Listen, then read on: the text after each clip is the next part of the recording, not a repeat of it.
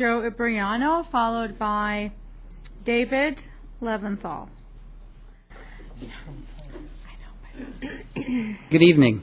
I emailed you all about 2 or 3 weeks ago. I'm the site administrator of the FullertonInformer.com. My name is Joe Imbriano. I'm a Fullerton resident, parent of 4 children, and I also run a website called WiFiDangers.com. I'm here to talk to you tonight about a lot of misconceptions about the expansion and proliferation of this technology.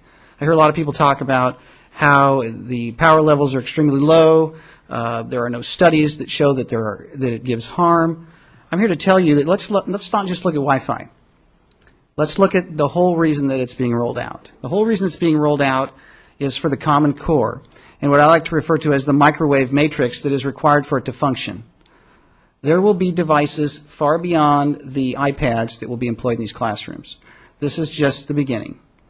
The amount of radio frequency emission that our children are exposed to is astronomical. When you think in terms of what you're, as a result of the compulsory education system, subjecting these children to, then you combine that with their iPad at home, their Xbox controller between their legs, the Wi-Fi router, the decked phone on the nightstand, the wireless TV, the wireless DVR, the Wi-Fi router in the plane, train, the restaurant, soon to be the automobile.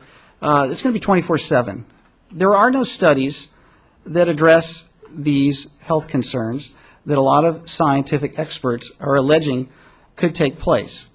I've gone out on quite a limb. If any of you have taken the time, and I know for a fact that some of you have looked at the website because of the IP tracking, so I do have evidence that you have been exposed to this information at the district level. I'm here to tell you that you're not informed properly on the big picture.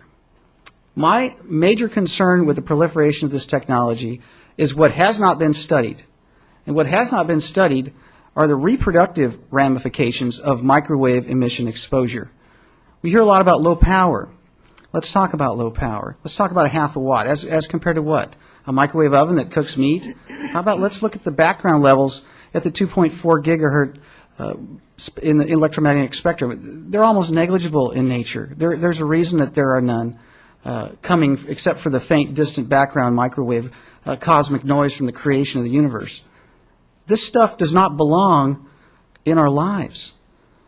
There is plenty of light energy, X-ray, gamma, positron emission in the environment. 60 hertz electricity coming from the lightning bolts. UV at the beach when you're out there with your shirt off. This stuff isn't out there. This stuff's here now because we've made it with magnetrons and hung them on the ceilings and stuck them on the nightstands. Everybody in this room is making a decision to go forward with this. Just because you don't have something that shows definitive harm is only a mere result of the fact that no one has conducted any studies looking for harm in the areas that I'm alleging and that other people are alleging. What you have to consider going forward in this is what your personal responsibilities are going to be if something does happen. There is liability involved in all of you. And time will show, it may take a decade, but we're going to see, in my opinion, I believe we're going to see a tremendous amount of infertility, birth defects, and we're already seeing what I believe to be the secondary effects of this, which is the autism epidemic. The FullertonInformer.com has a plethora of studies that clearly show that something beside the Bioinitiative report, which wasn't peer-reviewed, and I'm fully aware of that, but there are thousands of other studies that clearly show that there are problems with this. And if you look at a laser, let's go to the grocery store, and you stick your hand over the laser at the checkout stand.